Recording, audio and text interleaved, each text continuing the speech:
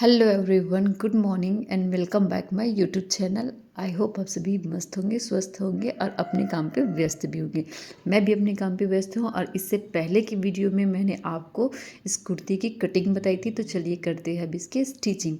Sleeves तो मैंने cutting कर लिया था, तो चलिए अब स्लीव्स पे अस्तर ज्वाइन करते हैं। स्लीव्स राउंड पे स्टिच लगाने के बाद इस तरह से अस्तर को नाखून लगा के पलट लेंगे और मेन फैब्रिक के ऊपर इस तरह से एक पैर का मार्जिन देते हुए स्टिच लगा लेंगे पूरे स्लीव्स राउंड पर इस तरह से। अब इसके बाद में मैं फिनिशिंग से हाथ चलाते हुए कर लूँगी अस्तर ज्वाइंट। इस तरह से दोनों स्लीव्स पे अस्तर ज्वाइंट हमें इसी तरह से कर लेनी है। चलिए कर लेते हैं स्लीव्स कट। अब इस तरह से मेरा स्लीव्स बन के पूरी तरह से तैयार है। ये देखिए दूसरा स्लीव्स भी मैंने इसी तरह से बना के रेडी कर लिया है। तो चलिए अब काटते उरेब की पट्टी, और वो भी नेक फोल्ड करने के लिए इस तरह से किनारे वाले फैब्रिक के किनारे वाले पार्ट पे निशान लगा के 1.5 इंच की चौड़ाई में मैं काट रही हूँ उरेब की पट्टी। जितनी मुझे लेंथ चाहिए उसके अकॉर्डिंग, तो इतना मेरे लिए सफिशियंट है। तो इस तरह से मैं उरेब की पट्टी की मार्किंग कर रही हूँ। उसके बाद चलिए कर लेते हैं कटिंग। अब इसके बाद चलिए कर लेते हैं ये सारी उरेब पट्टियों को ज्वाइंट, और उरेब पट्टियाँ हमें कुछ इस तरह से ज्वाइंट करनी है। देख सकते हैं आप मैं किस तरह से ज्वाइंट कर रही हूँ। नुकेले वाले पार्ट को एक दूसरे से अपोजिट डायरेक्शन में रखते हुए इस तरह से उरेब की पट्टियाँ ज्वाइंट करनी हैं। सारी पट्टियाँ मैं इसी तरह से ज्वाइंट कर लूँगी इस तरह से। अब चलिए करते हैं शोल्डर ज्वाइंट। तो मेरे बैक एंड फ्रंट दोनों पार्ट रेडी है। अस्तर लगा कि मैंने रेडी कर लिया इसको। तो इस तरह से मैं शोल्डर ज्वाइंट कर लूँगी। देखिए डबल स्टिच लगाते हुए। और ये मेरी कुर्ती जो है वो बैक डीप है, तो बैक डीप में मुझे डोरी भी लगाना है। तो इस तरह से बैक पार्ट में मैं शोल्डर से 2 इंच नीचे डोरी लगाऊंगी। दो मार्किंग मैं दोनों साइड पे कर लूँगी। इस तरह से दोनों साइड पे 2-2 इंच में मार्किंग कर लूँगी। यहाँ पे डोरी लगा लूँगी। जिस टेक्निक से मैं डोरी लगा रही हूँ सेम इसी टेक्निक से डोरी लगाइएगा तो आपकी डोरी बहुत परफेक्ट बनेगी। पट्टी लगने के बाद में डोरी ये पलट के सामने आ जाएगी। पट्टी ज्वाइन करने के बाद में परफेक्ट आएगी। अब इस तरह से उरेब पट्टी के किनारे को मैं कट कर लूँगी और इसे इस तरह से डबल फोल्ड करके उरेब की पट्टी लगाना स्टार्ट करूँगी। इस तरह से उरेब की पट्टी लगाना स्टार्ट करेंगे। बहुत ही हल्के हल्के हाथों से लगाना है। मैंने जिस टेक्निक से डोरी लगाई हुई है ना, उस टेक्निक से अगर आप डोरी लगाओगे तो आपके कुर्ती में बिल्कुल भी किसी भी प्रकार की एक्स्ट्रा सिलाई या एक्स्ट्रा थ्रेड्स नहीं दिखेंगे, सिलाई भी नहीं दिखेगी। और इसी टेक्निक से आपकी डोरी जो है वो परफेक्ट बन के रेडी हो जाएगी। अब यहाँ पे हो गई है मेरी उरी पट्टी जो बिल्कुल पूरी फिनिशिंग से लग चुकी है।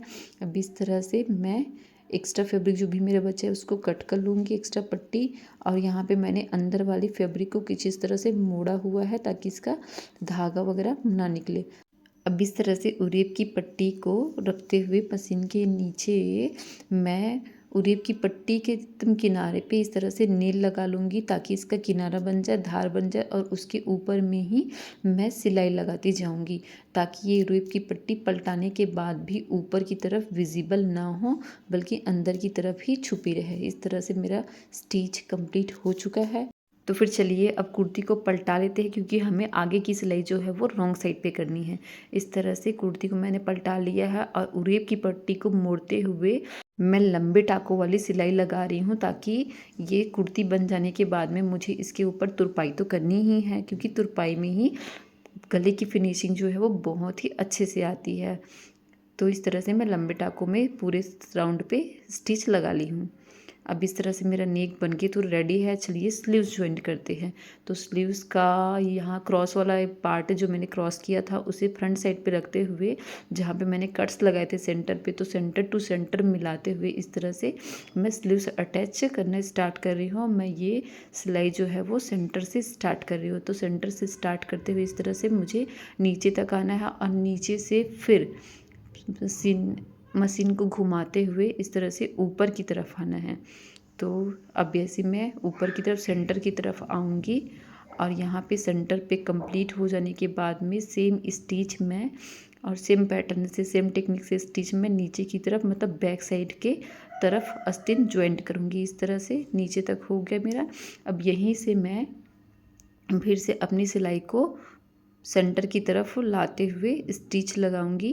देखिए इस तरह से, और सेंटर पे लाके ये स्टिच मैं कंप्लीट कर दूंगी और ये आस्तीन मेरा ज्वाइंट होके रेडी है। सेम टेक्निक से मैं दूसरी स्लीव्स ज्वाइंट कर लूँगी।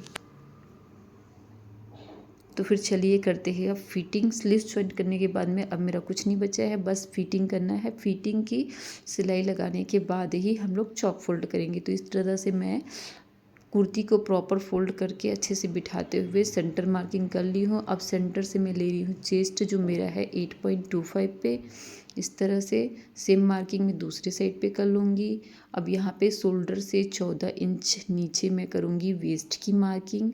मैंने इस कुर्ती का मेज़रमेंट चार्ट जो है वो अपने कटिंग वाले वीडियो में, इससे पहले जो वीडियो मैंने डाली है इसकी कटिंग की, उसमें दिया हुआ है। अगर आप किसी भी प्रकार का कोई डाउट है तो आप उस वीडियो में जाके वो मेज़रमेंट चार्ट देख सकते हैं। इस तरह से मैंने सारी मार्किंग कर ली है। ये मेरी वेस्ट की मार्किंग है और वेस्ट से समथिंग 4.5 इंच की दूरी पे मैं लूँगी हिप पॉइंट, यानी कि जहाँ से हम चॉक फोल्ड करेंगे। तो इस तरह से मैं हिप का 4th पार्ट यहाँ पे भी ले रही हूँ। तो इस तरह से हिप का 4th पार्ट लेके मैं सारे डॉट्स को जहाँ जहाँ पे हमने मार्किंग की उसे स्ट्रेट लाइन से मिला दूंगी। अब चलिए स्लीव्स राउंड की मार्किंग करते हैं। तो स्लीव्स राउंड को इस तरह से सेंटर से फोल्ड करते हुए 5 इंच पे मार्क कर लूँगी। अब यहाँ से स्केल की हेल्प से एक स्ट्रेट लाइन चेस्ट और स्लीव्स राउंड के बीच में ड्रॉ कर लूँगी। ये होगी मेरी टोटल मार्किंग। अब चलिए सारे जहाँ जहाँ पे मैंने मार्किंग की है वहाँ वहाँ पे पिन्स अटैच कर लूँ, ताकि मेरा फैब्रिक बिल्कुल भी ऊपर नीचे मत हो और मेरी फिटिंग की सिलाई जो है वो फिनिशिंग से लग जाए। अब इस तरह से मैं 1 बाय 1 पिन्स रिमूव करके स्टिच लगाऊंगी। और यहाँ पे हमारी जो स्लीव्स की मार्जिन वाली फैब्रिक होती है, एक्स्ट्रा फैब्रिक होती है, उसे ऊपर की तरफ टर्न करते हुए, इस तरह से ऊपर की तरफ टर्न करते हुए जो है सिलाई लगाएंगे। इस तरह से सिलाई लगाएंगे। अब यहाँ मेरा फिटिंग पॉइंट कंप्लीट हुआ। यहाँ से मेरा चाक फोल्ड होगा तो मशीन को यहीं से मैं फिर से पीछे की तरफ घुमा लूँगी और एक और सिलाई लगा लूँगी।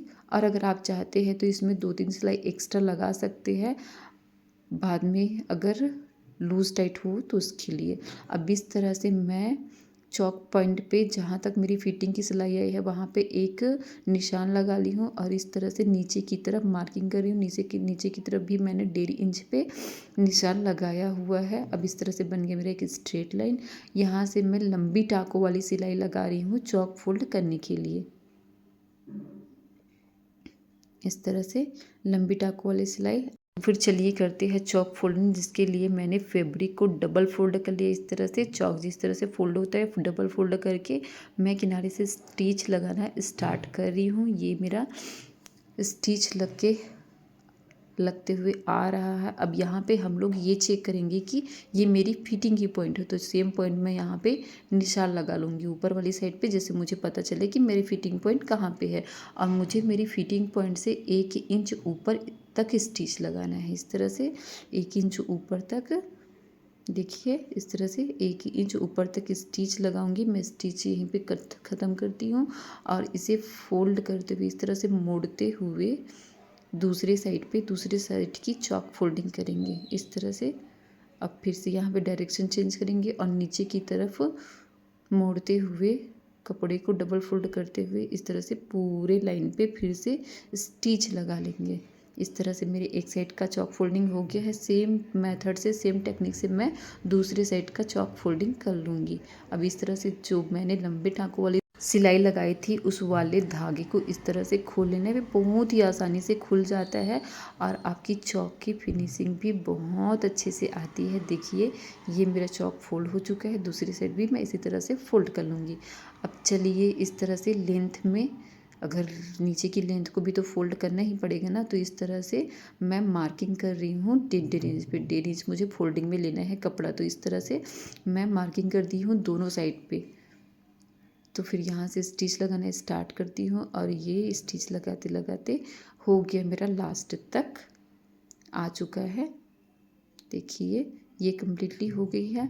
अब यहाँ पे हम लोग चेक कर लेते हैं। मैक्सिमम होता है क्या है, कभी कभी हमारा पीछे का जो लेंथ है वो अलग हो जाता है सामने का लेंथ, तो इस तरह से आप मेज़र करते हुए फोल्ड करोगे नीचे वाली साइड को, तो आपका लेंथ जो है वो बड़ा छोटा नहीं होगा। बस इसी तरह से मेज़र करते हुए मैं यहाँ पे भी पीछे वाले साइड को भी फोल्ड कर रही हूँ। ये मेरा हो गया दोनों साइड फोल्ड। और ये किनारे वाली सिलाई ऑप्शनल है, कई लोग इसको करते हैं, कई लोग नहीं करते हैं, लेकिन इसमें ज़्यादा टाइम नहीं लगता है और इससे फिनिशिंग भी काफ़ी अच्छी आती है, तो मैं तो ये हमेशा ही करती हूँ। तो इस तरह से मैं स्टिच लगाना स्टार्ट कर रही हूँ। ऑप्शनल है, आप चाहो तो कर सकते हो, नहीं चाहो तो नहीं भी कर सकते हो। और मैक्सिमम होता है क्या, हर कुर्ती में इसकी रिक्वायरमेंट भी नहीं होती है। जैसे कॉटन वगैरह की कुर्तियाँ जो होती है वो एक ही स्टिच में अच्छी सी फिनिशिंग आ जाती है, तो उस केस पे नहीं करोगे तो भी चलेगा। तो इस तरह से मैं तो किनारे की सिलाई लगा रही हूँ, इस तरह से देखिए।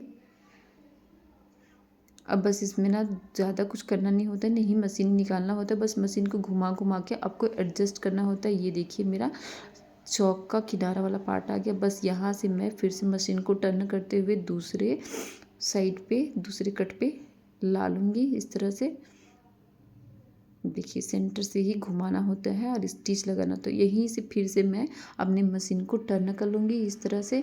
बस इसी तरह से सेंटर सेंटर पे टर्न करना होता है हमें, और टर्न करते करते पूरी स्टिच लगा लेनी होती है। अब यहाँ पे किनारे आ गया, ये मेरा कंप्लीट हो गया स्टिच।